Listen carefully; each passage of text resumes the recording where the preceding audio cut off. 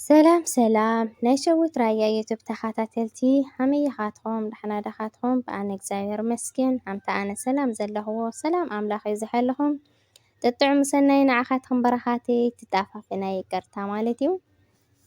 ያው ልማዕንቲ መሃሪት ትኾነና ትጠቕመና የብላ ሓንቲ ሓቀኛ ዛንታ ክልተ መሓዘት ሕዘለኹ መፀነኹ ማለት እዩ። ነዛ ቻናል እዚኣ ሓደስቲ ድኾንኩም ሰብስክራይብ ብምግባር ቤተሰብ ሁኑ። ሰብስክራይብ ዝገበርኩም ደግሞ ብጣዕሚ እየ ዘመስግን ይቐኒለይ። ቪድዮ እስካዕ መጨረሻ ብላይክ ትጅምርዋ ተስፋ ይግበር ማለት እዩ። ኩሉ ዘጋጠመና ሽግር ንፅቡቕና እያ ትብል ዛንታ ክልተ መሓዘት ማለት እዩ። ዳ ዛንታና ንኸድ ማለት እዩ ዘመሓዋተይ ዛንታ ክልተ መሓዘት ደስየን ብርሃንን ዝበሃሉ ክልተ መሓዘት ነበሩ። ሓደ መዓልቲ ደስየ ንብርሃኑ ዓንዲ ንገዛና ዝኸውን ክቆርፅ ደልየ እሞ ንዓይ ሓግዘኒ ዝዓርከይ ይብሎ። ብርሃን ደሞ ብጣዕሚ ስለዝፈትዎ መሓዛው ስለዝኾነ እሺ ብሉ ናብቲ ፈስ ሒዞም ናብቲ በረኻ ኸዱ። ኣብቲ በረኻ ደሞ ፅብቕቲ ኦም ዓንዲ ትኸውን ረኸቡ። ንክቆርፅዋ ተባሂሎም እንዳቆረፁ ከለዉ ደስየ ንብርሃኑ በቲ ፈስ ገይሩ ከይረኣዮ ሓደ ኢዱ ቆረፆ። ደስየ ኣብ ልዕል ብርሃኑ ብዘይምፍላጡ ዝፈፀሞ ብርሃን ደሞ ብጣዕሚ ተናደደ ሓረቐ። እምበኣርስ ኢደይ ክትቆርፀኒ ደለኻ ኢኻ ንዓይ ኣቋርፀኒ ዝበልካኒ በሎ።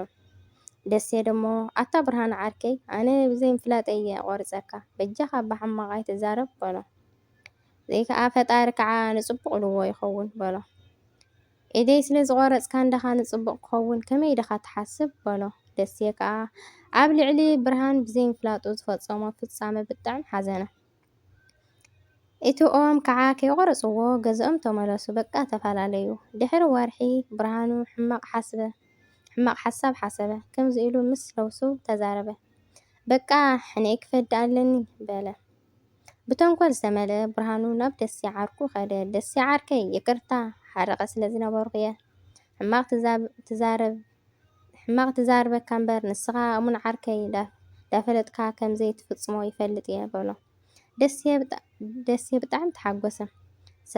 ሰላምታ ተባሂሎም ተዓሪቆም ብሓደ ኮፍ ኢሎም እንዳዕለሉ እንከለዉ ብርሃኑ ንደስየ በሊ ዝዓርከይ ንኽድስቲ ዓፍቲ ሰገር ማዕዶ እንሆ ቀልቀል ኮፍ እንብል ንጫወት በሎ። ደስየ እሺ ንኸድ እንኳዕ ናብ ልብኻ ተመለስካ እምበር ዝዓርከይ ኣነ ደኣ ደስ ይብለኒ በሎ።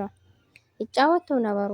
ተንኮለኛ ብርሃኑ በሊ ክሸይን ኢሉ ፈሊጡ ተንስኡ ብድሕሪኡ ኮፍ ኮይኑ ብሓንቲ ኢዱ ፈኖ በቲ ቀልቀል ኣፅደፎ።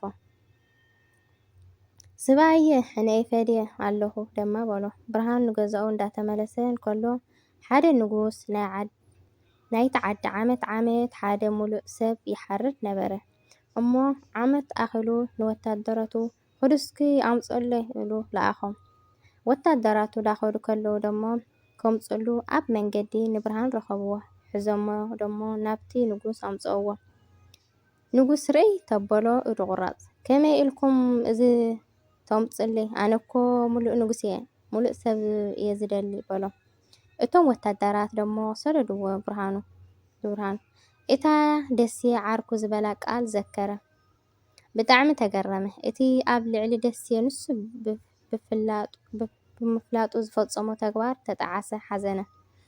ብርሃኑ ናብ ደስየ ከደ ከምዚ በሎ ይቅርታ ግበረለይ ዝዓርከይ ኢደይ ዝቆረፅካንስ ሕጂ ካብ ሞት ኣውፅእኒ በሎ።